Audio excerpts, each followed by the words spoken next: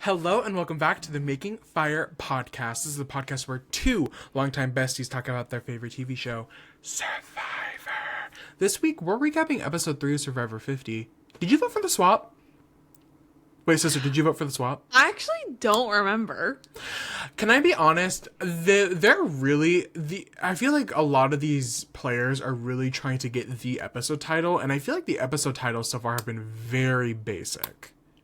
I would have to agree. Sorry, I'm trying to look back through my screenshots.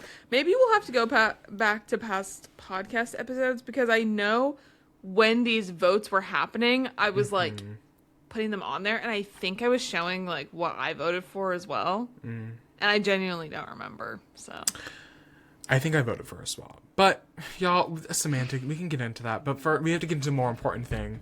Maddie, I have to ask how you're doing. Thank you so much for asking. It's been so long since you've asked. Like this is the longest like break in between episodes that we've had in a long time, I feel. Yeah. So that's wild. Unfortunately, not a ton to update the podcast on specifically, so I will talk just To what end? One, I think it must have come out in between recording Harry Styles' new album. Oh, yes. I'm so unbelievably obsessed. I have been listening nonstop. I think it is the perfect mix of fun, poppy, upbeat, just beautiful songs. And then also like some good slower songs. I think, you know what, maybe even Aperture, the single, might be my least favorite one on there. It's the one I'm actually not listening to. Like I'm starting it at American Girls. It's just perfect. And I have been loving, my TikTok has been full of Obama memes. Harry and Barack Obama is back in a huge way. It's a recession indicator. Yes, and people have been breaking down the album and how every single song does relate to Barack Obama and their relationship over the years and where it has been and where it's at. And I think that's just so beautiful, and that will never not be funny to me. So that's big. I don't fully forgive Harry for like all that tour nonsense, but this does like make me feel a little bit better. So anyways, there's that. And then number 2, I just like, I'm 25 now, frontal lobe is developing, and I just have to talk about something that I have been so into. It actually did start this past week. I now cannot sleep unless I'm wearing a pajama set. And A set specifically, matching top and bottoms. And I have never ever been that. I have like truly, besides these, I got a couple sets. Shout out to Costco, by the way. They have really great affordable ones that are also cute and just so comfy. But before that, my only pajama bottoms were ones that they're from Old Navy. And they were ones that my grandma had gifted me for Christmas over the years. And they were all Christmas related. That was it. It was like I was sleeping in Christmas pants or sweatpants or like pajama shorts and like a random Twilight t-shirt or something from, right. Just wherever. And now I just feel so put together. I love at the end of the day putting like my little set on, and it's just so unbelievably perfect and cozy. And this weekend we did have a blizzard, crazy, but I didn't leave my house for like 2 full days. So I was getting out of bed and then putting on a pajama set. Because they don't all look super pajama-y, and one of them was like, it's pants, a tank top, and a little sweater cardigan on top. And that's an outfit.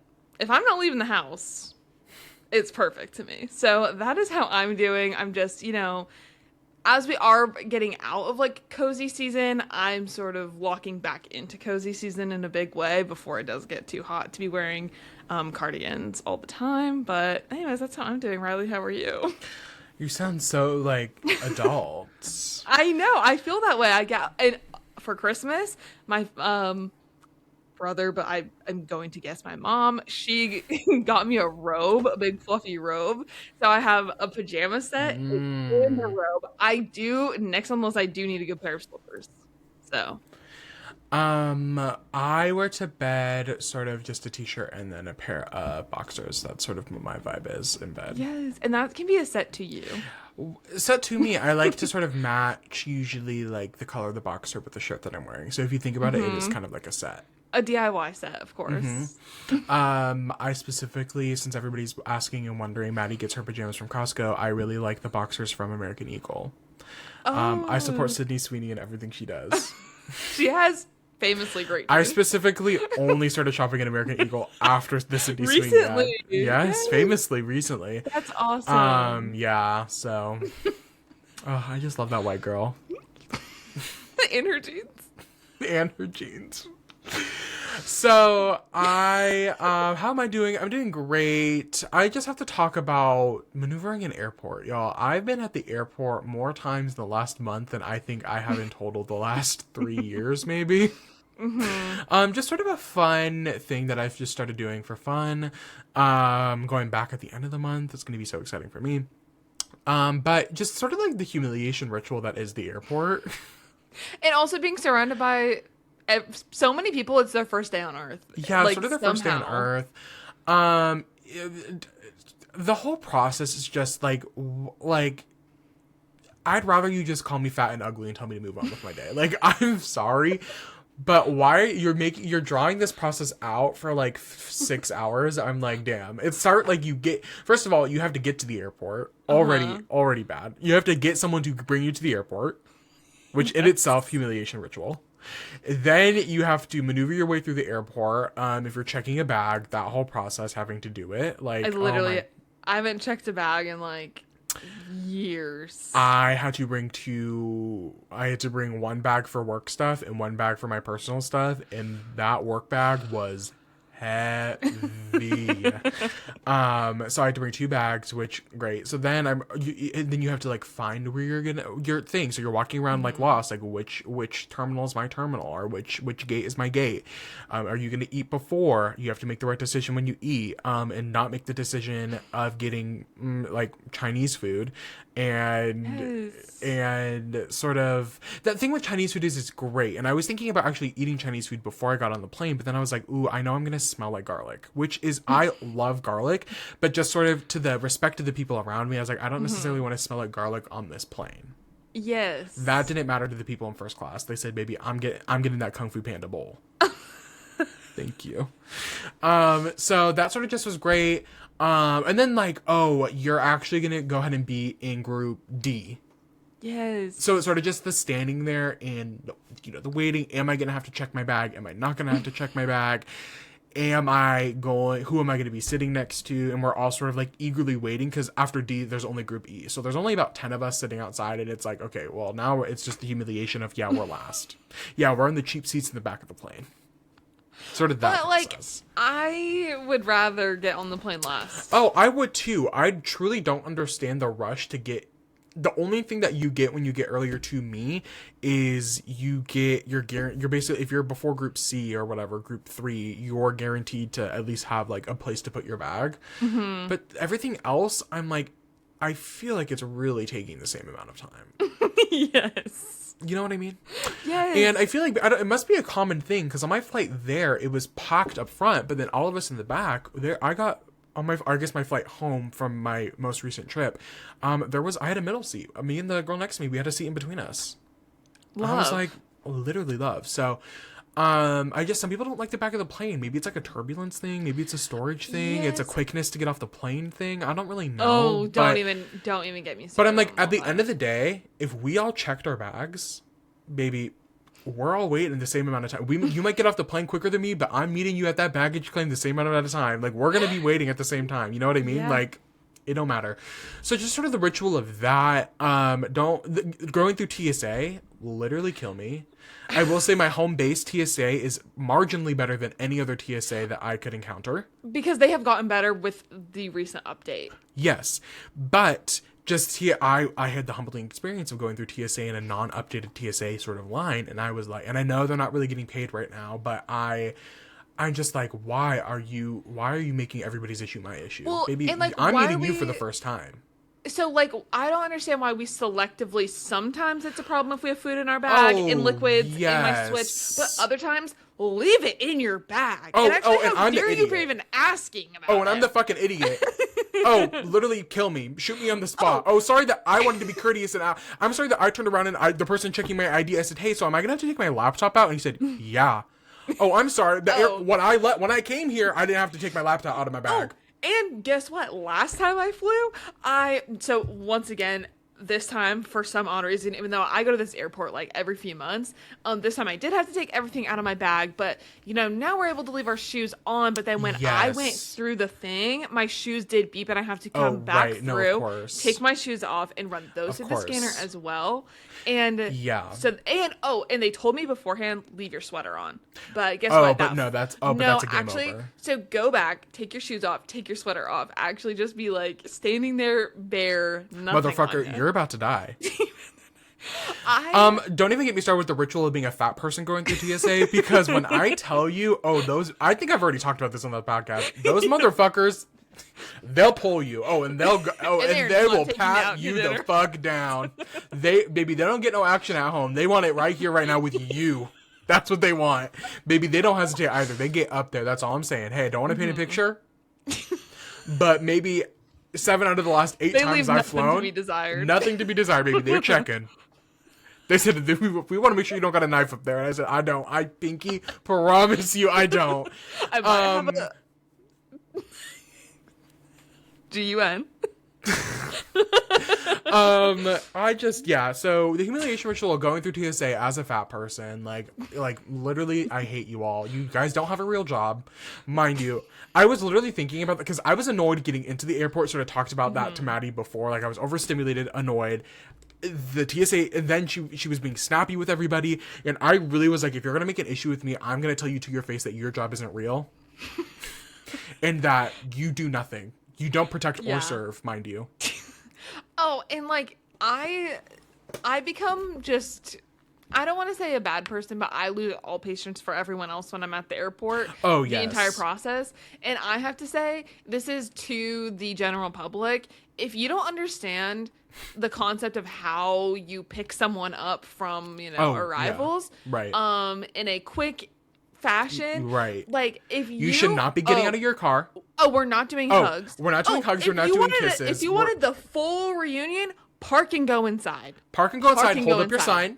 Have your flowers. And if your person isn't at the curb, get to the cell phone line. Get to the cell phone. Do a lap. Do a lap. Text them. Call them. Why are we sitting here parked? No. I got so mad the last time. I was getting very verbally upset at people, and then the guy next to me was like, you are so right. He was like, you honestly, like, what are these people even doing? Right. And I was like, thank you for agreeing with me, because I feel like I'm just better than everyone else here. And I should be directing traffic and yelling at people. Give me a vest. How about that? Why are we parking? No hugging. No hugging. No kissing. No parking the car on arrivals. Your foot's on the brake. Why are we throwing the bags in and we're going? Too? You're not driving. Why is the driver that picked you up all of a sudden you're driving and that person's the passenger? Right. Get out of here. Right. It just doesn't sort of add up to me in a way that, like, I'm better than people. I'll do a quick get into getting a rental car. Oh, fuck y'all. Actually, because fuck you. I just turned 25. I've not had the privilege of doing that yet. I got the first time doing it by myself this last week, and let me tell you. It was just sort of like, I got a text before saying, go up to this board and it'll tell you where to go and you'll get your key. Went to the board, it said, go see the person at the desk. Okay, so then why did you tell me to go to the board? Why did you tell me to go to the board? I would have just gone to the desk in the first fucking place, mind you. Then I sort of go to the desk, and he's like, how old are you? I'm like, I'm only 24. And he's like, extra charge. And I was like, I know. Mm-hmm. Oh, I know. I know. And then he's like, yeah, none of this information is filled out. And I'm like, so why was I never prompted to fill any of this out? So I could have just done that beforehand. Then I'm sort of getting in the car. It smells like people have been smoking packs a day in that car. That's awesome. There's actually nothing I love more than getting in an Uber and it smells like cigarettes. Like, nothing I love more. And then I sort of went out of my day and it was amazing. #slayamazing. So you got to drive around a sick Nissan Altima. So true. That whole trip. So I actually don't think you have any room to complain. I'm not. Anyway, the airport's super interesting, y'all. Humiliation ritual it is, and I highly encourage, if you haven't gone in a while, just go. Just go. Just have go. A great time. Have an amazing time. It's not stress-inducing or overstimulating at all. And you know what? Maybe I need to just go into it with a different attitude. I think I just need to go in happy. Like some of those like 50-year-old men that just be going, they don't have a bag. Mm-hmm. They got their phone and their Oh, wallet. I'm sorry. Why am and I their always ticket. scared of... Sorry. Their why printed am I- out ticket. Why am I always kind of scared of the people that just get on no backpack, no bag, no nothing? They're just sitting there. No, genuinely. Ooh, not me lost in my thoughts. Sorry, I'm overthinking about you and what you might be up to. Because what do you mean you're getting on the plane without a backpack? At a Maybe minimum. you have a $20 bill in your wallet, Yeah. an Applebee's gift card, Like you're scary. your ID that expires in 2 months. Like, ooh, I'm feeling a little like tense right now. Anyway, y'all. Let's fly to Fiji. No, can we fly to Fiji? Let's fly to Fiji. Literally, Let's my do life. it. We got a lot happened this episode, so we're gonna break it down here. Mm-hmm. We start the episode at the Sela tribe post. Well, who just got voted out before? Who was up? Savannah. Savannah. Post Savannah's vote out. Yes. We're back on this tribe. And there's the bubbling going on. Christian and Devins had just sort of dropped the idol off in the hole, so that's sort of on our minds as we come back. Christian is playing up that he's still a little like dazed, like what's going on. And don't worry, Ozzy gets lightheaded when he stands up too fast too. So And hey, that just comes with being a man of a certain age. Yes. And that's Ozzy, not Oscar. right. Oscar would never get lightheaded. We've sort of lost the Oscar plot a little bit. Oh, trust me, it's coming back. So the next morning, our tribe wakes up. We're still with Sela, and we open tree mail. And it basically says some will be richer, some will not. Some will be not richer. Mm-hmm. Mm-hmm. You know, famously the poem. Yeah, that's saying Shakespeare. How it goes. People are like, "What's going to happen? A reward challenge? What is this?" And Emily immediately says, "No, I think we're swapping, y'all." She's a genius. Her mind works in ways that we can't even comprehend. No, and that is something that we got to see throughout this episode, is that she is in control. She knows what's going on. We're going to get to it. Even when she doesn't. Because she continues to shock me in ways that I'm pleasantly surprised about. Yes. My favorite clip of Emily is not even from this show. It's from, and Rob has a podcast where they did Blood on the Clock Tower, and she's playing with PG from Famously Survivor China, amongst other people. And Emily goes, "If I were PG, I'd just kill myself." Whoa, Emily? Just talking, the context of the game, the role that PG had. Yes. But the clip of Emily going, "If I were PG, I'd just kill myself." That's great. She is so close to being a Gen Z, icon. She's border. Imagine if we had, young Emily Flippin. God. I mean, Well, not that she's not young. Right. I was going to say, not too But much if for my she- mother. I want to know what, 22-year-old Emily Flippin was like. Like college Emily. Yes. Yeah. Ooh. Emily, come on the pod if you have any pictures you'd like to share. We'd love to see them. We'd love to see them. Yeah. Christian, understanding that this might be a swap, he thinks this is the best time to tell Sari and Emily about the Be-Bye. Yes. For those who are not aware, that's the Billie Eilish Boomerang Idol, famously. And we will not be calling it the Billie Eilish Boomerang Idol. No. Moving forward, it is the Be-Bye. It is the Be-Bye. So just note that in your notes when you're listening to this pod. Yes. And you should be taking notes, actually. You should, because there will be a test. There will be a test. Yeah. Christian thinks it's best to tell Sari and Emily about the Be-Bye, Aubrey's Be-Bye. But there's a little bit of beef. Or they want to beef the story up a little bit. They're like, yeah. I don't know if Christian's like, I don't want to say it exactly how it happened. So he's like, we should tell them that you, Rick, found the Be-Bye and gave it to Aubrey. Because you're the idol guy. You're the idol guy and you have a pre-existing relationship with Aubrey. So it makes a little bit more sense that I have sent it to her. And Rick is like, sure. Just got it. Add it to my resume. And Christian's like, yeah, add it to your resume and you'll become a bigger threat. Yeah. Work. And he sort of did that. He is. The diva he is, he sort of did that little head roll too. He's yeah. So Christian, they do that, and they're able to catch Sari and tell Sari, and Sari's like, "This is great. Thank you so much for telling me." They need to tell Emily because she's also sort of part of that core alliance, but she won't leave camp, and they're unable to catch her before they leave for the challenge. I don't think this action will have any consequences for the rest of this episode. No, I'm sure it won't, and I'm sure Emily will just like take this information once she gets it and be like totally calm, cool, and collected about it. True. As Emily Flippin famously is calm. As Emily Flippin famously is. Yeah. We'll forget about that. Like, nothing too important. We get to what we think is a challenge. Mm-hmm. And Jeffrey Probst decides, hey, I'm gonna Lin-Manuel Miranda this bitch. We're gonna rap. Yeah, this is the time. Immediately, all I could think about is Wendell from Ghost Island. Put the pen down, bro. Stop rapping, bro. Not to like spoiler alert the end, but Q, I think in an exit interview was like, no, it was worse than what we saw on TV. Well, it was worse. Imagine doing that with no music behind you. No music behind you. 70 cameras are filming you. He was nervous. I don't give a damn. You're 60 years old. What are we rapping? From Kansas, mind you. I don't need to hear it. No. It's not fun. No. No, because are we being too harsh? Do we just like step on people's joy? If you guys liked it, podcast Spotify for the week. Mm-hmm. Yes or no? Okay. Do you guys like Jeff's rapping? Okay, got it. Spotify for the week. If you're listening on Spotify, let us know. Is Jeff's rapping good? Yeah. Would you buy his mixtape? Oh, would you buy Jeff Probst's mixtape? Yes. Okay. Yeah, go ahead and add that. What's going on back there? I know, I was making sure that he was angled in a way that would not allow him to fall off the bed. If you'll notice, listeners, watchers, I did move the bed into the corner. Like, it had previously been flipped, so he had rolled off the bed. Ago.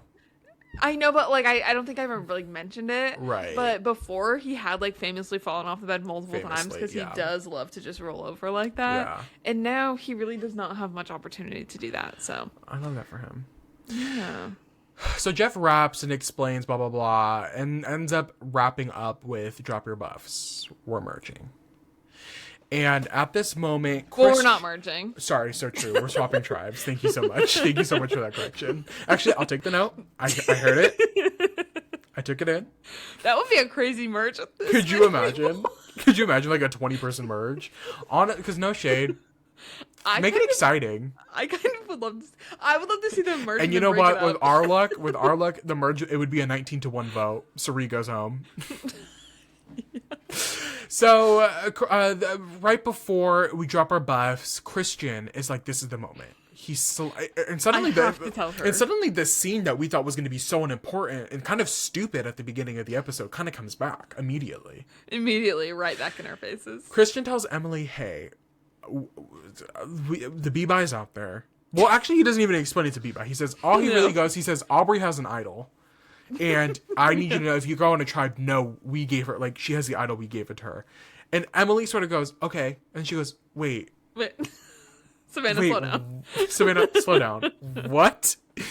And she sort of has the exact, take Cerie's, go ahead and take Cerie's reaction where she was like, "Oh my God, this really solidifies my trust. Thank you so much for telling me. I'm glad moving forward. This is great." Sort of take that reaction and do a complete 180 reaction. Imagine if she had the complete opposite reaction. On the other end of the spectrum, that's sort of what Emily's reaction was. Yes. Yeah. Yeah, so Emily, sort of in confessional, was like, "Why the hell would he tell me that? I feel like I'm being set up right now. Like, why did he not?" She's like, "I feel like I'm on the back burner. I can't trust them." Which, hey. She's, like, not necessarily wrong. Not necessarily wrong, but also, like, I'd maybe wait a minute. Especially when you know you're about to be on a tribe with Christian. Maybe before you break down. To some crazy conclusions. Yes. Without having an actual conversation with Christian. Yes. Information drop. Yeah, so maybe we break that down a little bit. But hey, let women feel what they want to feel. And she's playing her own game. And that's what I've been saying this whole time. All 3 episodes. Emily Flippin is here to play her own game. Yes. Famously. Yes. I realized at this moment that Savannah did go ahead and get voted out, and she was the only person that knew about the state of twists in this game. That was sort of the advantage. One of the advantages she had won was that they told her that there was going to be a ton of twists, and she went ahead and told nobody that information. At least not that we were shown. So it's kind of fun now that it's ultimately like nobody will actually ever know the state of advantages in this game. I hope it stays that way. Unless they feed it back in, which who knows? Maybe who's coming next week? Zach Brown? Zach Brown band? A little bit of chicken fry.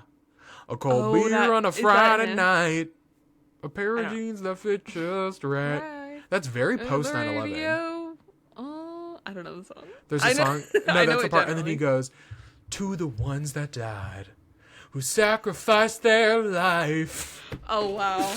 Y'all, I was deep in those early 2000 country bag. Thank you, Holly Renee Royal. Oh, that's my mother. Government name.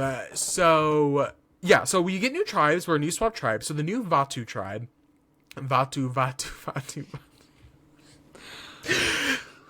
The new Vatu tribe has Christian, Emily, Ozzy, Q, Stephanie, Mike, and Angelina. Most importantly, we have the David versus Goliath 3 on here.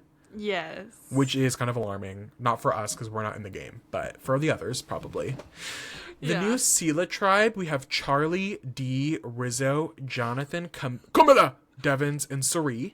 This is such a funny tribe. If I were on one, I would want to be with that group just for the vibes.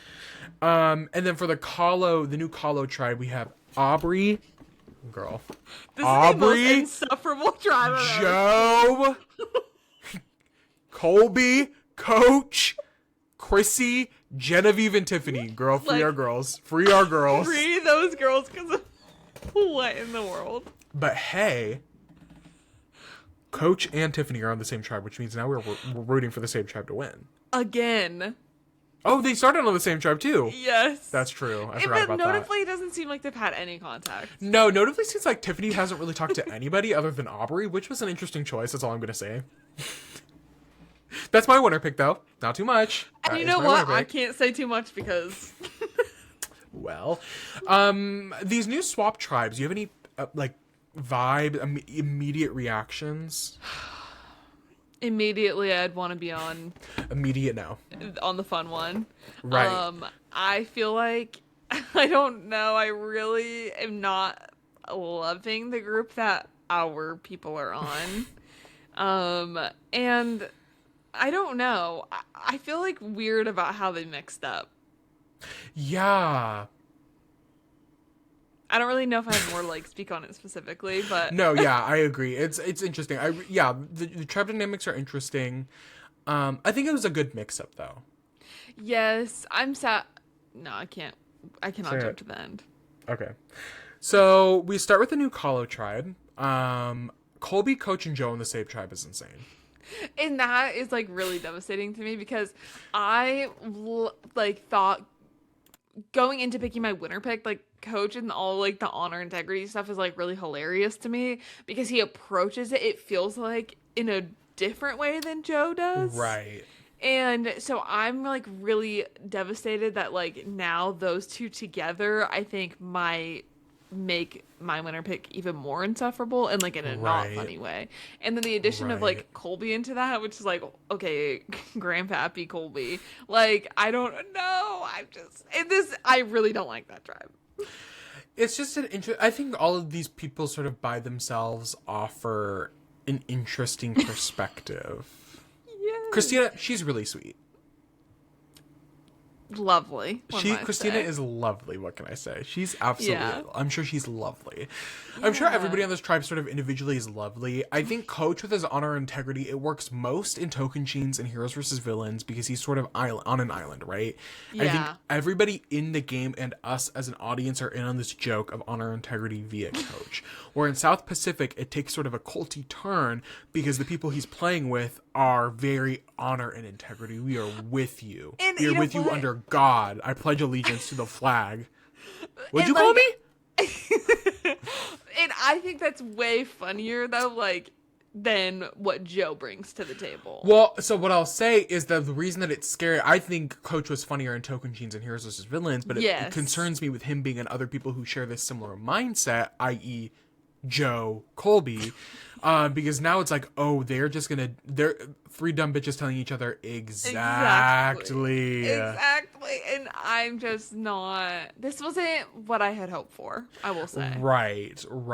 And I like the messy Coach of like him and his interactions with Ozzy, and like I like the drama. I think he's like so unintentionally hilarious when it comes to all of that, and I don't really want too many people like on his side. Right. Coach immediately starts with the honor integrity bullshit. Lord, shoot me. Lord, if you're out there, drop an album and shoot me. Oh.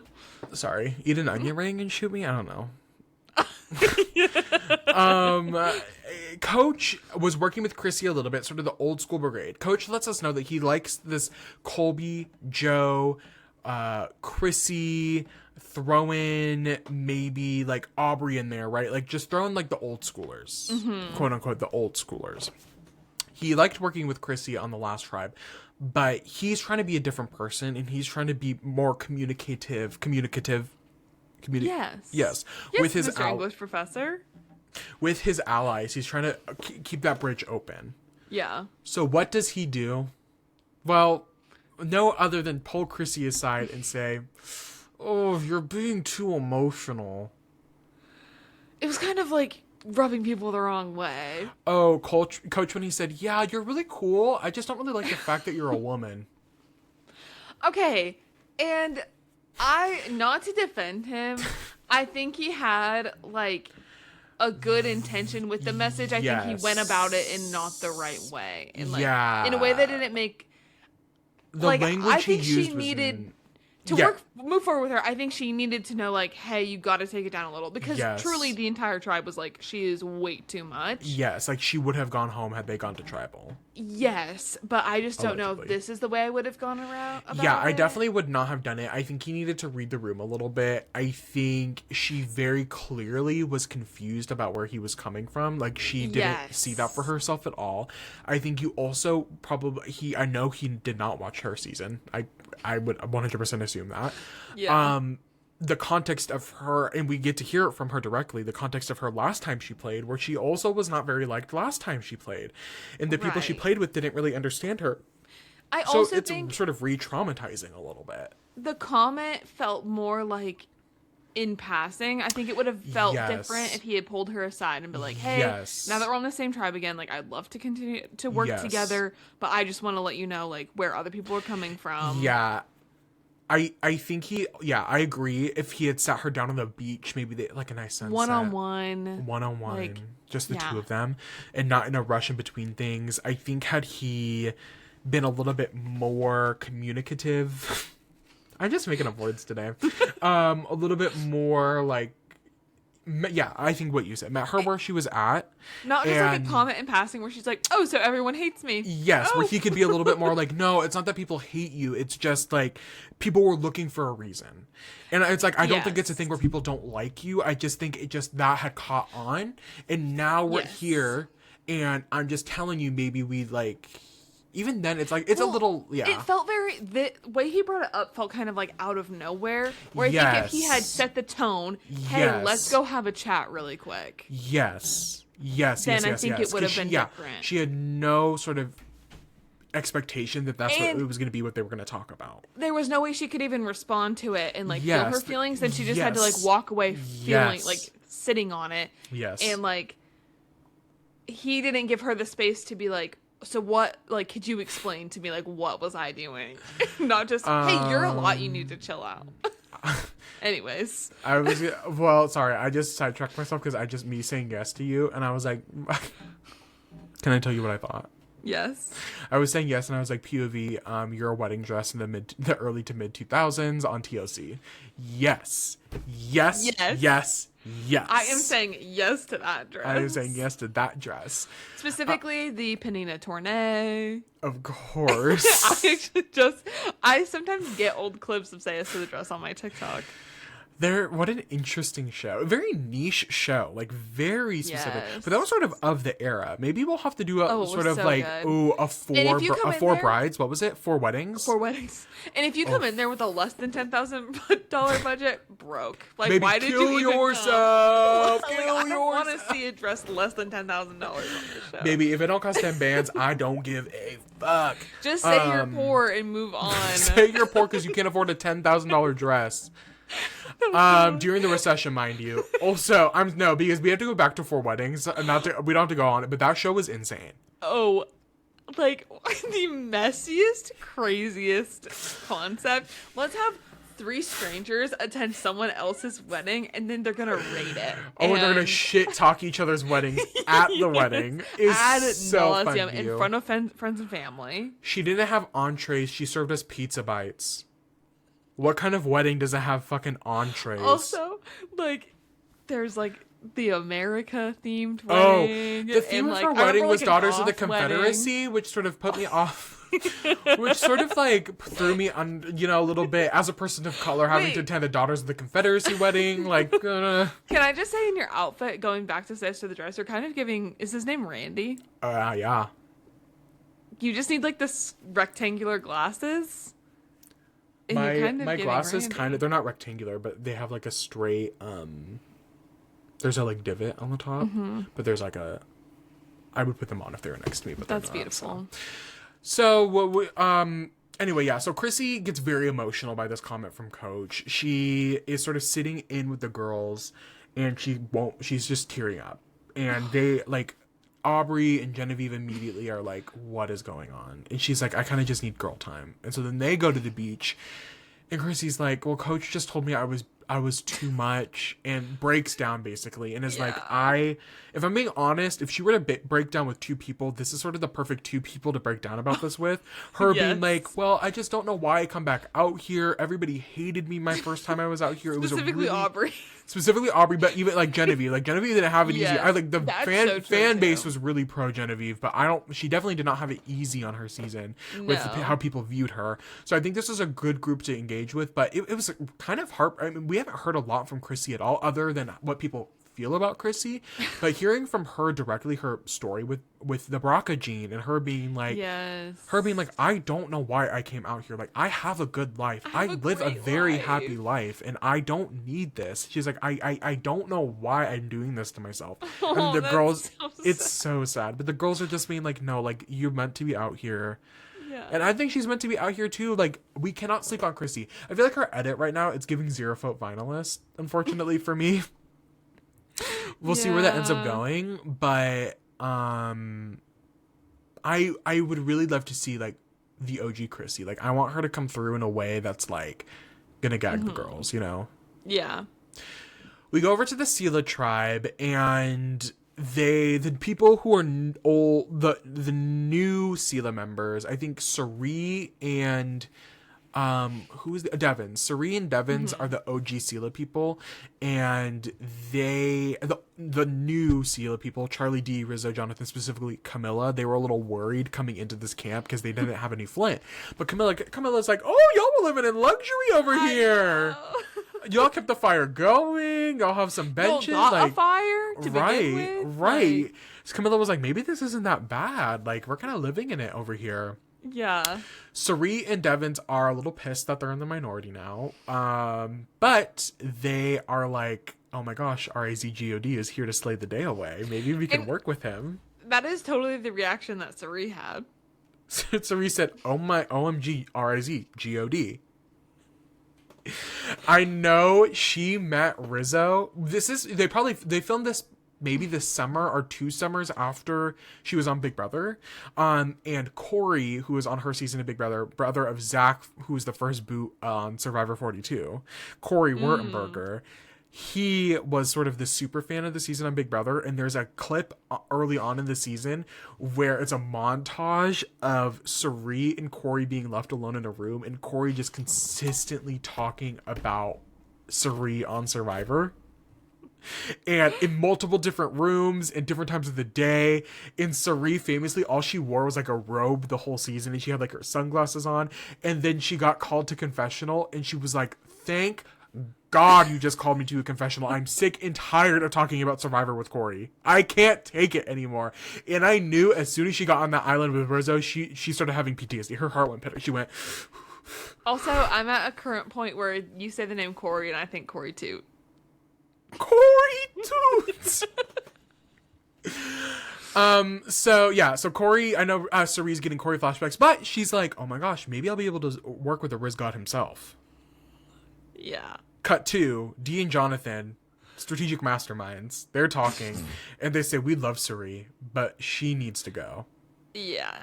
We love her, and that's why she needs to go. Like, it's really interesting. That seems to be a consistent thing amongst a lot of the players, where it's like, yeah, my significant other, my loved one, my family, my friends, they told me if Cerie is out there, don't work with Cerie and cut her. But I love her.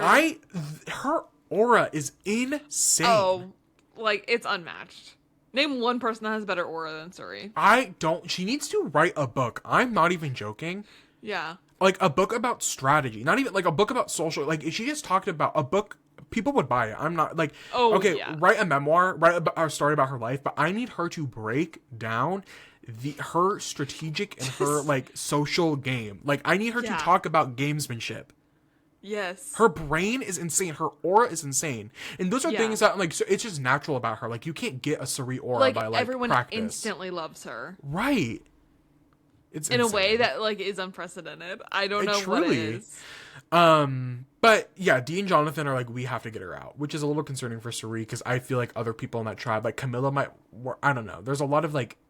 She's not in a great spot, unfortunately. And because a lot of these people are new era, and she's like this legend. This Mount Rushmore. I mean, yeah. So like being on the same tribe as her is like, that's so unbelievably intimidating. Right. I don't care who you are. Right. So it'll be interesting to see if they end up going to tribal. What ends up we'll come back to maybe some things that might be happening at tribal, with them. The new Vatu tribe, the David vs. Goliath 3 are HEAR, bitch. They are here. And they're having a good time. They're being silly. Mike is the only person from his OG tribe that's here, Michael White. But really famously. But actually he's not really, because him and Oscar are friends. Because from the LA restaurateurs scene. Yes. From the LA restaurateurs. Yes. I just love Mike White so much. I do too. Like, you would be friends with Ozzy from his restaurant. That probably like doesn't even Survivor, exist anymore. No. Specifically from his restaurant. Yeah. And he obviously knows Christian and Angelina. So him and Angelina are like best friends. Yeah. They talk like every day, every week. Like they are close. So that's like a 4-person majority on this tribe of 7 already. Just from his personal connection. So he's actually sitting completely fine. Nothing to worry about. Q tells Ozzy immediately that they being him and Genevieve sent him the B-Bye. And Ozzy's like, that's great. Now, Emily, Q, and Oscar are What? Oh, Emily. Q told Ozzy to B-Bye. And Ozzy said, I will. Emily, Q, and Oscar, they talk about how this might be a good 3 here. Mm-hmm. And she immediately is like, guys, I'm kind of mad at Christian. She's messy. She's like, guys, I'm kind of mad at Christian. And her being mad at Christian, it makes her feel like she could solidify this 3 as a tight 3, at this point. They feel as a group that Angelina would probably be the first boot amongst them and Stephanie, right? Mm-hmm. Emily tells this group of Q and Ozzy that Aubrey has the B-Bye from Christian. This is messy. This is absolutely messy. No other information about she doesn't know how he got the idol, or how she got the idol from him. And Q even plays into it. He's like, well, how would Christian know that? Right. She has no idea what type of idol it is, how Aubrey got the idol. Mind you, instead of communicating with Christian, who she's on this tribe with, instead of immediately being like, well, I would have rather her gone up to him and be mad at him and been like, what the fuck? I don't trust you now. And like, what do you mean someone on a different tribe that we had no contact with has an idol that you know about? Right. Like, what are you talking about? Right. instead of sort of making that, hey, she's a financial analyst. She thinks things through. Like, I don't. She knows that she is processing things in ways that we couldn't even comprehend. Comprehend, baby. Yeah, Maddie was only a math minor. Barely. Not even. One class away. So, like, we don't know what we're talking about. Emily, you know it. You know what you're doing. Yeah. Emily's going to write the foreword of the introduction on Cerie's book. Yeah. Emily, instead of maybe possibly going to Christian first, she said, fuck this noise. She said, fuck all the animosity in this space. I'm going directly to Q and Ozzy and telling them that Christian gave her the be-bye. But it doesn't even know it's a be-bye, just says idol. Yeah. Emily is now engaging with Q and Stephanie and says, Wait a minute. Actually, pause. This is Emily. She's sitting there talking. Did I make a mistake? And this is her. She went. Emily goes, wait, you guys, I think I made a mistake. Just kidding. Actually. Emily and, not Emily, sorry, Q and, oh my god, my chair, I'm falling off. Hold on. Okay, here we go. I have to lock in. We're getting real serious now. Q and Stephanie are sort of talking about the next steps in the plan, and not really, again, sort of not including Emily in the conversation. It's sort of being like a consistent thing with her. It's almost like Stephanie is not even acknowledging that Emily is there and like a functioning human. No, like, yeah. Stephanie's like, oh, we have the numbers. We're golden. Like, this is the plan. Oscar-winning Golden by K-pop Demon Hunters. Did it win? I think so. Anything? It won Best Animated Movie. Oh. I don't know if it won Best Song. Good for it. Oh. I've never seen it. Okay. But it's sort of everywhere. And I'm sort of going up. No, yeah, definitely. So yeah, this throws Emily off. She's like, I don't like the way. She said, actually, I don't like the way y'all are talking to me. And she said, I'm an independent woman and I'll do what I want to do about it. Thank you. Thank you. So she sort of immediately goes to Angelina, who, mind you, she was just solely plotting to get out with Q and Ozzy. Mind you, Emily was part of that conversation. Mind you. I cannot handle this. Mind you. Once again, she is playing on a different field than the rest of us. Like, she is making moves that only, like, we wish that we could understand. She knows things that we don't know. Yeah. She sits down with Emily sits down with Angelina and immediately spills everything. Immediately. And not even one thing that she's good at is spilling all the tea. And you kind of, okay, so okay. We'll get there. Trust me, this isn't the last time we're going to be with Emily, no shade.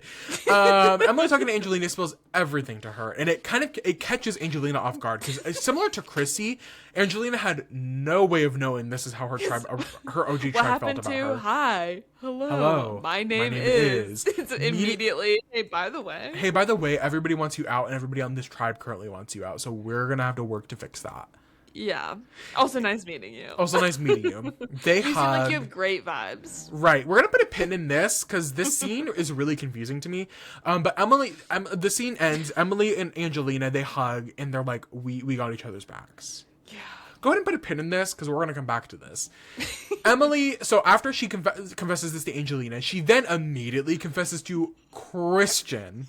Immediately goes to Christian and she goes, oh, she said, please don't be mad, please don't be mad, please don't be mad.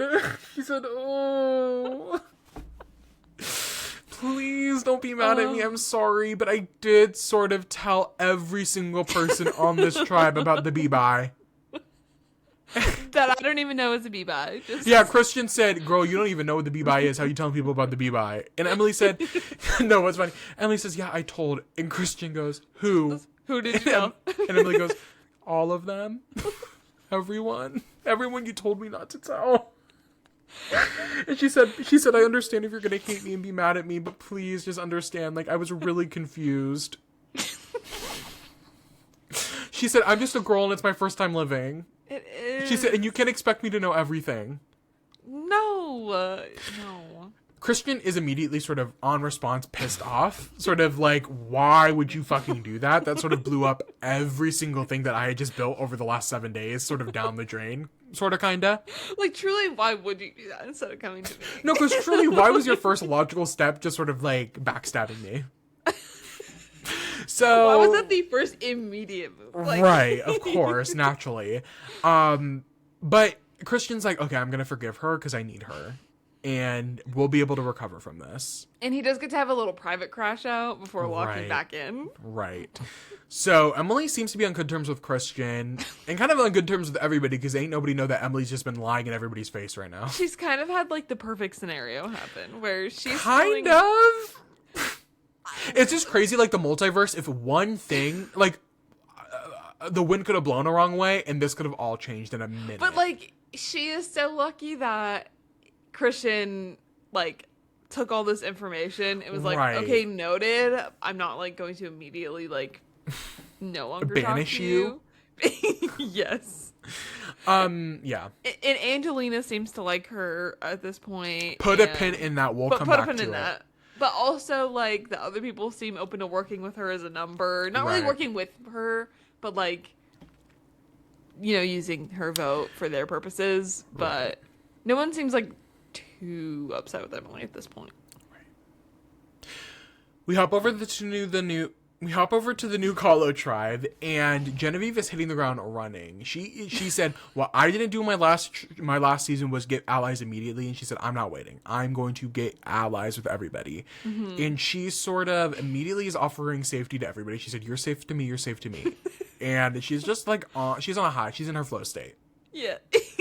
She's reached her flow. She's reached her flow state. Part of that flow state is telling everybody she's a little weary of Aubrey. Literally every single person that... Is not Aubrey. Yeah. Which, well... Is really bold, actually. Is very bold. But I think it... And I'll always defend... Yes. I'm a Genevieve defender. A Jenna Queen defender. Mother Vive defender till the day I die. In Genevieve's defense, I think she's already been on the mindset that her and Aubrey were not going to be working together. Like, I think she had made that executive decision. So I think that's why she's playing it a little bit more risky, because she's like, I can't convince Aubrey to work with me. At this point, we're at two ends of the spectrum. Aubrey was so, like, intense and direct about not trusting Genevieve, like, to off her the face jump like that. Yes. That I can imagine that Genevieve probably assumed that Aubrey was doing similar things about Genevieve to others. Genevieve tells Tiff, and how are we supposed to know that Tiff's number one fan, or Tiff is not Aubrey's number one fan? How were we as the audience supposed to know that? And how was Genevieve supposed to know that? Exactly. Maybe you don't tell every single person. You just play with the assumption that Aubrey has one friend. Or maybe, like, operate with, like, a little bit of caution and maybe put our feelers out before we start talking about You sort of have a core group. Like, you and Colby were working closely together. Like, you had people you can confide in that would help sort of spread the message. You know what I mean? Or maybe enter the conversation with, oh, who are you, like, feeling? Like, how are we, like, how do you feel about, you know, these people? Right. Instead of immediately, hey, I'm a safe place, but also not vibing with Aubrey, sorry. Tiff likes Aubrey, and so she sort of immediately takes this to Aubrey. Yeah. Tiff said, I thought this would have been a good episode title. Tiff said, I'm taking a crack and making it into a canyon. I thought that would have been a fun episode title instead of Did you go for the swamp? Girl, fuck y'all. I will say Aubrey sort of went 0 to 100 sort of real quick. Yes. Sort of like, I knew that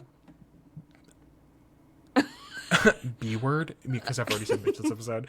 But Aubrey, like, using it specifically about it, like, that bitch, she was like, that bitch is out to get me. And I'm like, oh, I didn't know you got down like that. No shade. Like, oh, that was sort of 0 to 100. And I'm like, girl, well, you didn't really, like, she's not coming out of you out of nowhere. You sort of interrogated her and, like, left her no room to do anything else. You know what I mean? Like, you absolutely instigated this. Yeah. Like, Genevieve has every right to feel the way she does about you. Right. Should Genevieve have been going around telling everyone about Aubrey? Right. And not trusting her? Not necessarily. But it wasn't out of nowhere. Right. We now cut to the new Sela tribe. We hear a little bit from Rizgod. I think this is the most we've gotten from Rizgod since this season. What? And this just, like, is one of my favorite scenes I've ever seen. Yeah, the whole dynamic of everything is very interesting. The context, the depth. I know, there's a lot of lore. So funny. This season is very lore heavy. Like, there's a lot of PTSD this season, and you need a lot of context. You really to watch the season and like truly enjoy like Yes, how funny and crazy some of this stuff is, you need to have watched the context of where this is coming from. Which I don't know. People are coming on the season with heavy baggage. And we watched Heroes versus Villains this summer, and I don't feel like, I mean, obviously there was the Micronesia stuff of it all, and like Parvati being a recent winner, but there wasn't a lot of like heavy lore. A lot of people into it, right, like, a lot of people were playing with each other for the first time, so there was a lot of just like you know, we were just at the tip of the iceberg. Where this season 50, 25 years in, there's lore here. Rizzo, we start this, and Rizzo is worried because he understands that he is an unknown player amongst all these players. He is the unknown player, right? Mm-hmm. He didn't win his season. Like, people know Savannah won, but people are like, why is Rizzo back, right? It's just a bunch, it's unknown. He's the youngest player, all this, right? But he knows on his tribe, of everybody that's on this new tribe, Charlie is on a path for redemption. He has the biggest redemption storyline.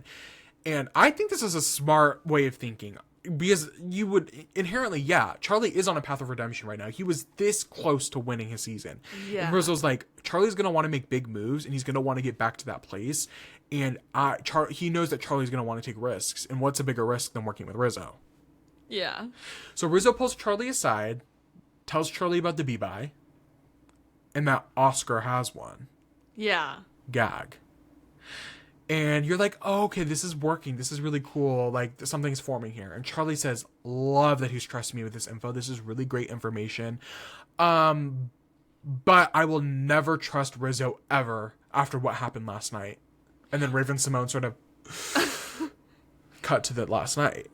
Yes. Well, I think, was it even before that where we got him asking, hey, so do you still have contact with Maria? Oh, yes. Is that the scene that you were talking about? Yes. Oh. When he was sitting at camp with everyone. Yeah, I was talking about the cutback. But yes, also. Yes, the first part leading into the cutback. Yes. But we see Rizzo asking the most out-of-pocket question. Yes, out-of-pocket question. Hey, Charlie, do you still talk to Maria or no? Yeah. Like, I think I already know the answer to it, but I just want you to sort of answer. Just like, no. And then I saw someone tweeted, someone was like, because I know he was just about to ask Dee whether or not her and Austin. Yeah, like he wanted the information. He wanted the deets. Yes. And I think I saw Rizzo comment on something like about this, and he goes, "You can only imagine what other questions I was asking people." Like, that's what I'm saying. That's the Colby. That was our Corey with Sari. That's what I knew Rizzo was giving that. I knew Rizzo was just asking fucking questions, and I knew Sari was getting PTSD from that interaction specifically. My favorite scene, so that was a good scene, just randomly out of nowhere being like, do you still talk with Maria? Like, that was out of pocket. My favorite is Charlie having a severe PTSD moment. Like, this is true cinema. This is, couldn't have said it better myself, absolute cinema. Where it cuts from Charlie and Rizzo talking on the hammock, it cuts to the night before, where they're sort of asking Rizzo questions, and somebody was like, oh, Rizzo, did you, who were you closest to on your season? Yes. He's like, oh, Sophie B, for sure. Like, that was my best friend. Like, she was my ride or die.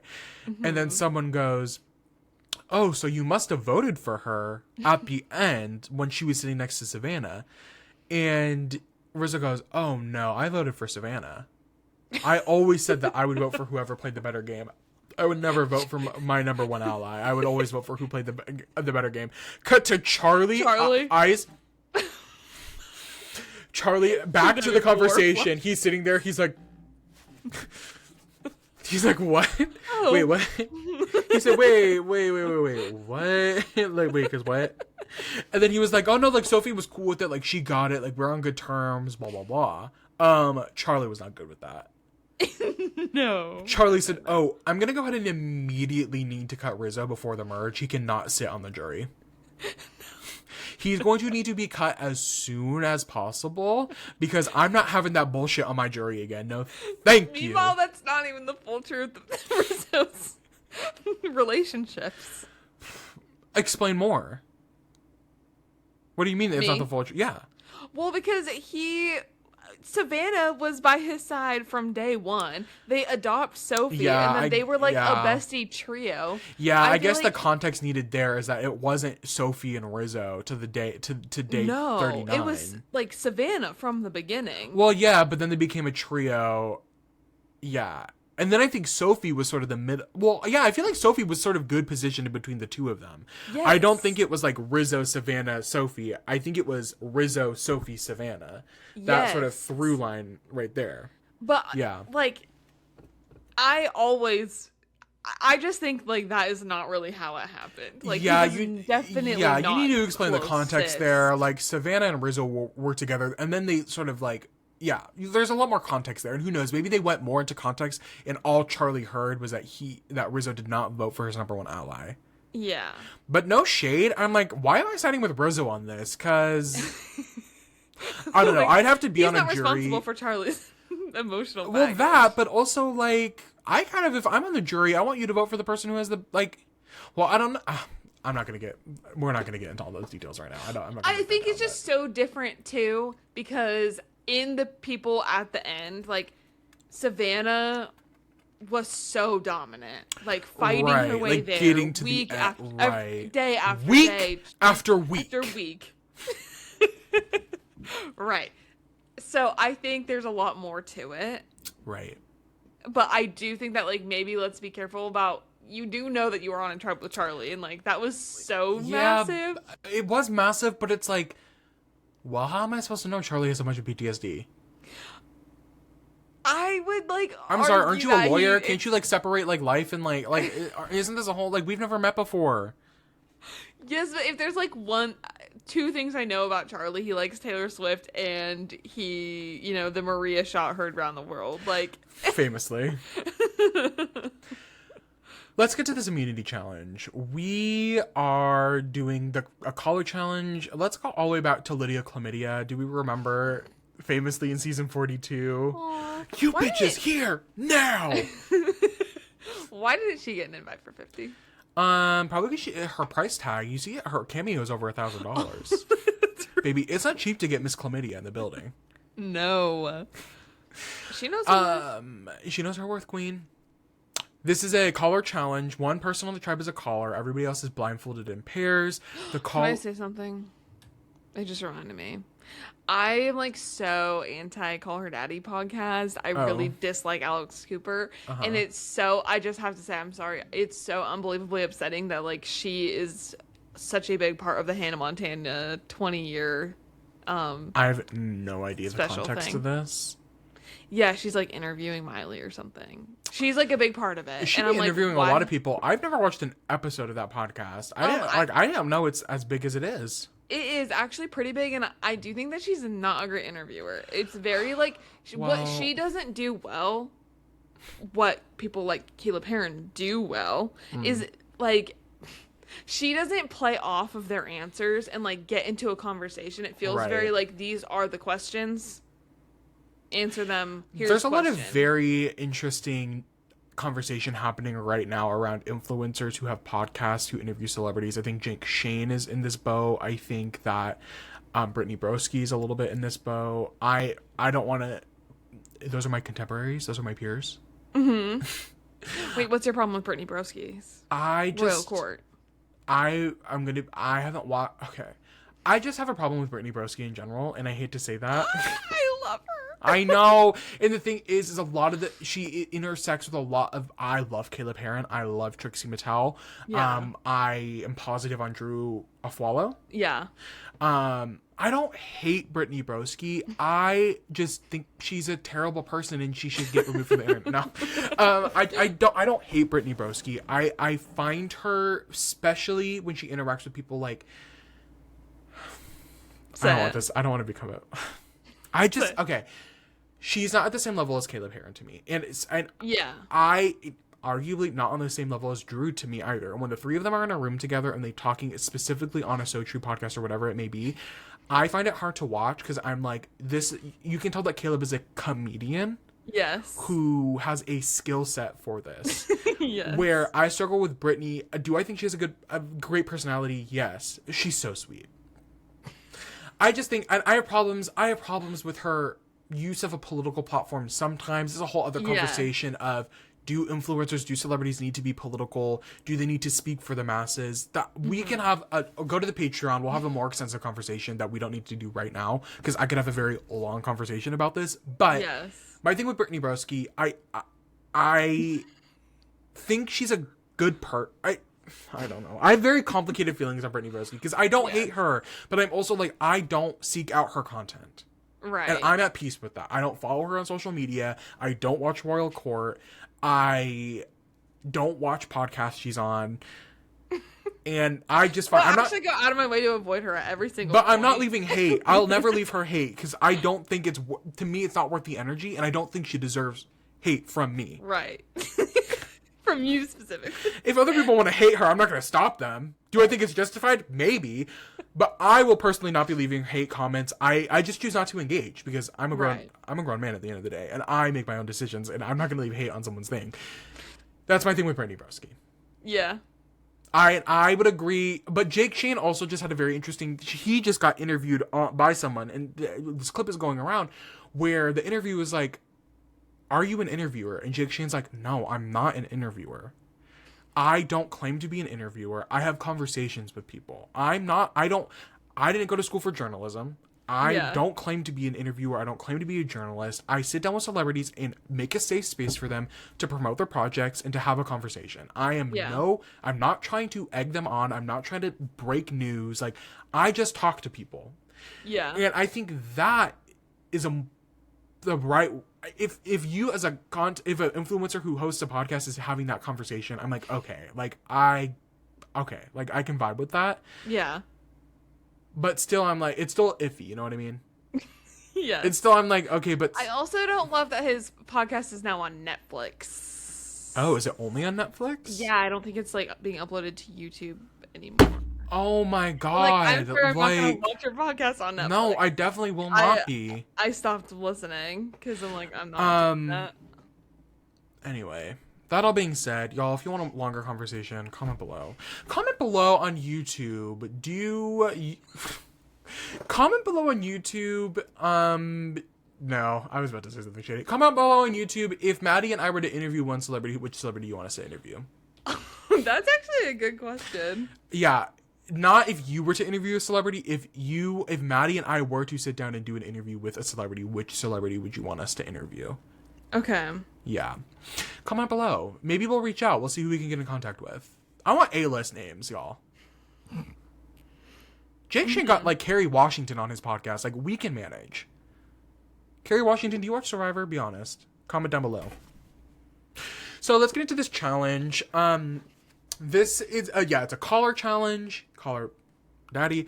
Everyone else, one caller, everybody else on the tribe is blindfolded in pairs. The caller needs to guide the pairs to get the rings back. After all the rings are back, the caller will then have to take one blindfolded pair, two people, and have them solve the puzzle blindfolded. We're still doing only one tribe goes to tribal. That's very interesting. I'm so, like, this is such a hot topic. I feel like we're on the edge of the seat. Like, what's gonna happen? We're waiting. We know it's gonna happen. We know it's gonna happen. It's just waiting. But like, what is it gonna be? Yeah, it's very interesting. 2 tribes will win immunity / reward. The first tribe to win reward will get 4 chickens. The second tribe to finish will only get 1. We're back with the chickens. Y'all, I don't need it. No. The tribe, Camilla is calling for Sela. I wrote Christ is. Wow. Right. No, in the sense that. Who's on Kahlo? I wrote Christ, but I think I meant Chrissy and Christian are the other 2. Chrissy. That's what I meant to write. I thought I meant Christian, but then I have Christ. But then, so the note is Camilla is calling for Sela, Christ for Kahlo, and Christian is calling for Vulu. And I thought I wrote Chris. Anyway, it meant Chrissy. Chrissy's for Kahlo, Christian for Vatu. Whatever. You guys go. Can they just merge already?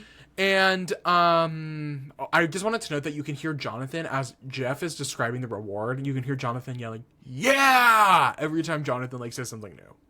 I just need that noted in the space. Thank you for bringing that to my attention. Sela holds the lead for most of the challenge. The other tribes sort of have challenges throughout. Rizzo and Colby both sort of take hits on the head. Colby's too old to be taking hits on the head. Colby took a big hit on his Yeah, it was forehead. the sort of getting under the thing was a Ugh. big, yeah. Ugh. But also, it's kind of fun to see. I'm not gonna lie. Jonathan's tank top is falling apart. I wonder at what point of the Yeah. it's sort of like shredded almost to pieces, and I'm like, we're kind of only a weekend. Do you think that was intentional? Yeah, It's gonna get yes, it's gonna be a hell yes.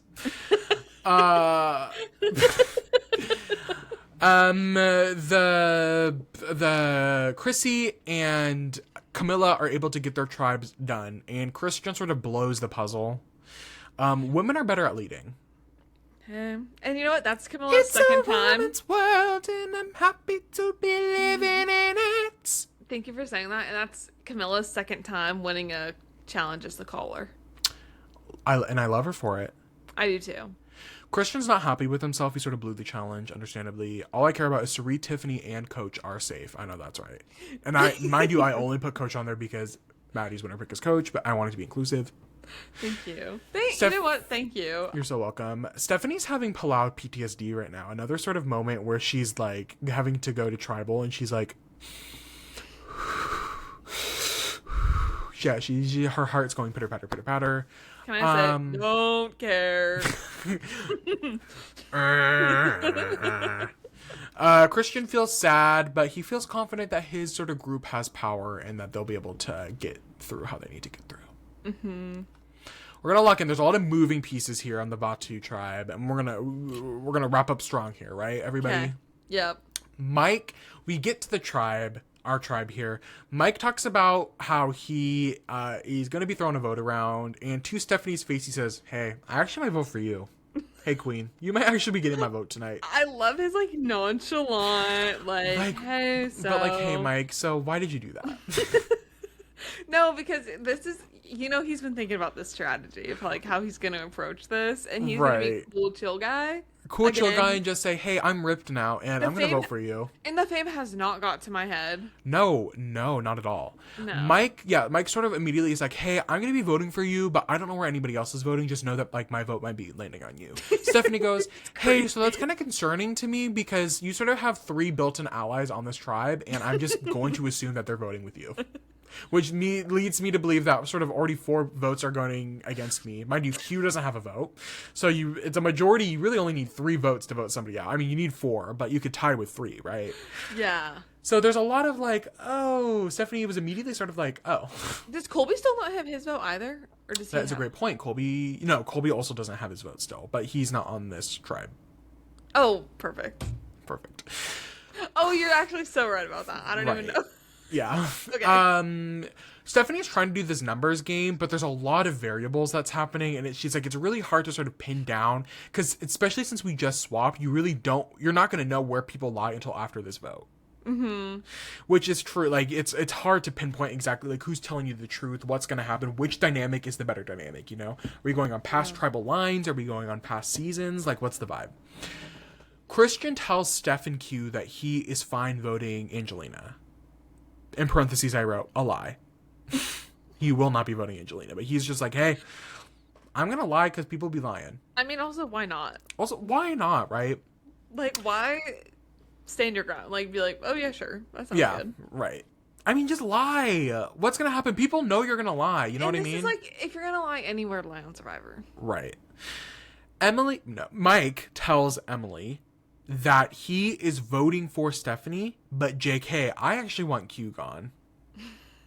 And Mike tells Emily, the reason that I want to blindside Q is because I don't think Q would forgive. If I, as Mike, wronged Q, he would not forgive me at any point. Which is so true. Fair. Which is fair. So Mike is like, yeah, I'm saying I'm voting Stephanie, but I'm going to vote Q, and I think we should blindside Q. Yes. Noted. The David vs. Goliath 3 want to stick together, and they want to go Q, but Angelina feels iffy about trusting Emily, who she just met. Go back to the pin that we made earlier in this episode.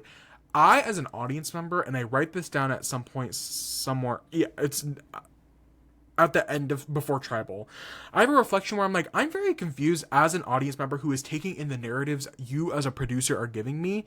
What was the point of this scene of having Emily and Angelina be like, oh my god, thank you? Yeah. We trust each other. That was very trustworthy what you just did. You told me things that I didn't know. And now I'm hearing from both Emily and Angelina at separate points that I don't really trust the other one. No. Okay, so what was the point of doing that? I think obviously what they're trying to do is they're trying to give us more vote potential. Like, not seem like it's going to be a Q vote or a Steph vote. Like, they're trying to throw more options out there. Maybe they were getting some really leading questions about the other in the interviews. Right, maybe. But I was left a little, I was like, okay, so what was the point of showing me that, number one? Yeah. Number two, like, yeah, just, I like, whatever, you know? Yeah, Like, it didn't make whatever. sense. Out of everybody on this tribe, Emily really wants to work with Oscar.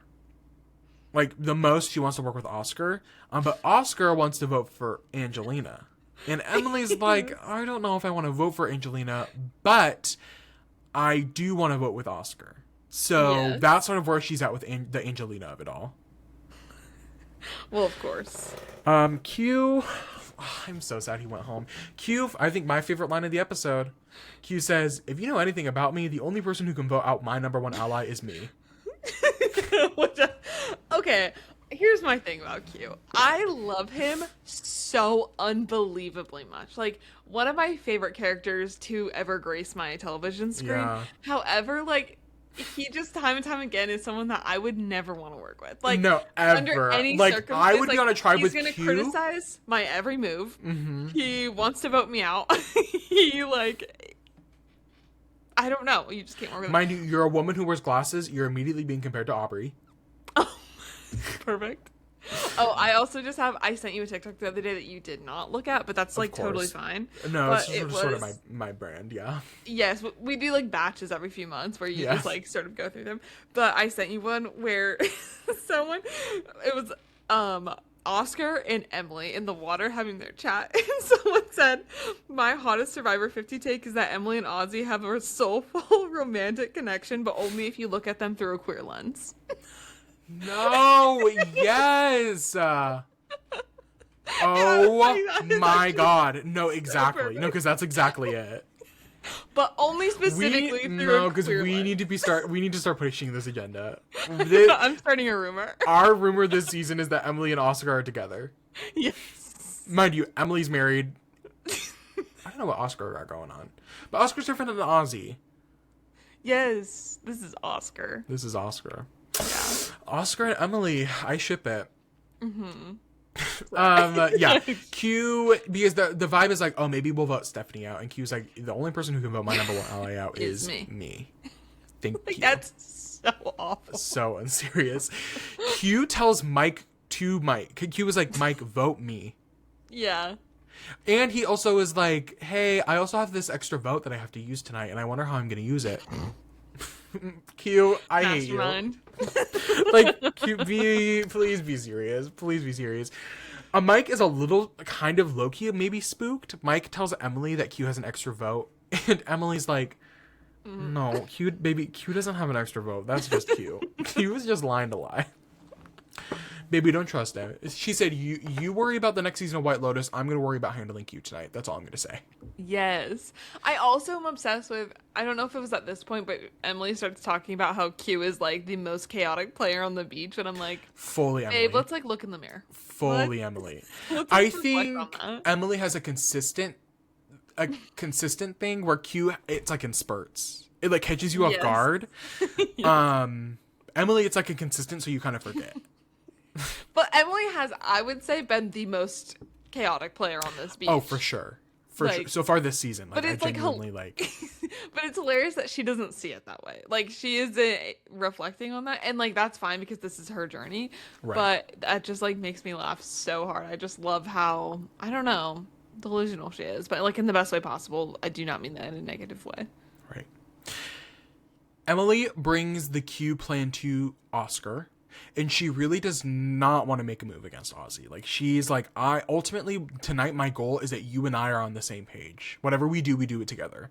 Yeah. And Ozzy's like, great, taking that in, hearing that. But I'm not sure if I want to vote Q out. Like, the tribe's strength is very important to us right now. Like, maybe let's, like, put a pin in that. Put a pin in Q. It's very interesting that Emily ends up being in the swing vote here. when Emily is sort of weighing out all of her options, at the end of the day, the messiest 48 hours in her Survivor career that she just had, she still comes out in a position where she's the swing vote. In a position that she put herself in, by the way. Right. That's what's so interesting to me about her. I think that, she just is, she's just in the middle of this mess, and it all happened because of her, and she's just positioned very well, which is so interesting. Mm-hmm. I think my thing with Emily is that there's something I think what works well for Emily is that she is so confident in 100% in everything she says. Mm-hmm. She doesn't really lie. Like, she's not going to tell you a direct lie, but she will use the information you give against her. Does that make sense? Yes, like, she doesn't take a second to just pause and be like, should I share this information here, right now? Yes. And she's never going to, I mean, she will probably, but it's very rare. And I think the energy, her aura, we talked about Cerie's aura, I think Emily's aura of confidence, she is confident. Yes. Her assertiveness, I think that's what allows her to remain in the position she remains in, because it's unshakable. She's just very confident in what she says and how she presents it to you. It's not until she says it where sometimes she takes a moment and says, wait a minute. Right. Should I have done that? But she goes into it with unwavering confidence. And I think there's something that is trustworthy about that it's like, okay, in a Christian position, okay, maybe she put me in a shittier position, but she's blunt. She's calling it like she sees it. She's coming, and I know she's coming to me and saying it, and I know I can trust her. Yeah. I know that she's coming to me because she genuinely feels bad. Yeah. We hop to Tribal. Is there anything you want to say before we get to Tribal? No. Stephanie talks about sort of the hardness of the unknowns, and that this, of the 4 seasons she's played, this is for sure the hardest season she's played. Like, there's just so much nuance to what's happening. Mm-hmm. I really like this consistent thing we have this season of, like, the why did I come back? I like hearing from the players, them coming to that realization themselves, being like, I'm here because it's season 50, but being like, no, actually Survivor's kind of terrible. But the reason it's so miserable and hungry, and miserable and hungry, and everybody's lying to me, and I have no friends. But there's something addictive about this. I'm liking this narrative that we're getting. Yeah. Oscar talks about him being on a losing path. He wants to flush the losing out. He wants to get the loss out of the tribe. Emily talks about the very real feelings that come with being voted out and voting someone out, things like that. And then we get to the vote, and it's a 7-person tribe. Q doesn't have a vote, so only 6 people are voting. Mike votes for Q, and he says, "You told me to do this." Which I thought was funny. You can't hold it against him. I didn't really bring this up, but sort of the narrative that had been happening early on was that it was either going to be Stephanie from the David vs. Goliath group, or Angelina from the non-David vs. Goliath people, the Q, Stephanie, Ozzy, right? That seemed to be the main narrative for a little bit until this Q thing got brought up sort of near the end of Tribal, right? I don't know your perspective on this, but I did not think Q was going home tonight. I thought it was going to be Stephanie or Angelina, because I really thought that the tribe strength dynamic was what was, because it was sort of a consistent thing that had been happening from the other tribals, where it came down to like the tribe dynamic more than it came down to individual strategy. Yeah. I didn't think he was going home. I genuinely thought it was going to be, I thought it was going to be Angelina or Stephanie. I thought it was going to be Q. I didn't think it was going to be Angelina. I thought it would have been Angelina before it was going to be Q. Really? I didn't think it was going to, oh no, I lied. Sorry. I thought it would have been Stephanie before it was going to be Q. Yeah. I don't know. I think just like, Q can be kind of a liability on the beach. Yes, but he's strong. Yes. I also think that Stephanie, I don't know. I think Stephanie just being sort of like I think maybe that's why she got saved. But I wasn't really expecting Q to go home. I feel like the last 3 episodes sort of there was a built up pre-tribal where like a name was thrown out, but then it didn't actually happen. Like Cerie, nobody ended up voting for Cerie. You know what I mean? So I didn't really think Q was going to get any votes, but he it was unanimous. It was a 5-1 vote on, well, I guess not unanimous because Stephanie voted for Angelina. Yeah. But it was a 5-1 vote. 5 votes on Q, one for Angelina, and 0 votes. I guess a 0 vote from Q because he couldn't vote. Yeah. And that sort of wraps up the episode. Q was gone. Gone too soon. I'm really sad about that. That's my confessional king. My chaotic confessional king. That's my everything king on Survivor. Like, yeah. I just Yeah. And Emily and Oscar come out on top. They did. Together in love. Oh, also, apparently there was a captions mistake where when Q asks Oscar, did you vote for me? Like, was that you? The caption says, yeah, but actually he said, nah. Oh. And they both, like, confirmed that after the fact. So, I'm not really sure, like, what's going on there. But yeah, that's very interesting. And I think Ozzy said that it'll, like, come back up at some point. Like, got it. He said no. So. Got it. Yeah. Well, that wraps up this episode. Sorry, it was a little bit of a yapping episode. Sorry I have to say that. one more thing. To future Maddie who edits this. Yeah. Yeah, sorry to that person. Apparently on the last episode, Savannah, like forgot that the shot in the dark was a thing. Otherwise, she said she would have played it. I forgot Shot in the Dark was. It has not been brought up once so far. No, it hasn't. And, yeah, I think that's what like the mix of the old school and the new school. Where new school is very much like Shot in the Dark. Old school people, they're not thinking about Shot in the Dark. No. They're not. But I thought that was interesting. In their vote. She was after the fact. She was like, "Yeah, I would have played that if I had like remembered that was a thing." I forgot that was a thing. Genuinely. Me too. So. Well, I just think it's interesting that like players, I don't know, maybe they were given a brief at some point about it, but I just think it's interesting that like players are forgetting about a tool that they have. Right, and like I feel like sometimes Jeff will ask like, is there a thought about who's like if Shot in the Dark gets played tonight? Yeah. I feel like it's very specifically not being part of the conversation at the moment. So yeah. Well, that wraps up this episode. Thank you so much for watching. We really appreciate whether you're watching on YouTube or listening on Spotify, or I guess watching on Spotify. Anyway, make sure you can like, comment, subscribe here on YouTube if you want more content. You can follow us, rate us on Spotify. You can follow us on only 5 stars. If you're not going to give us 5 stars, just like don't even bother. Like don't even bother. Like don't waste your time.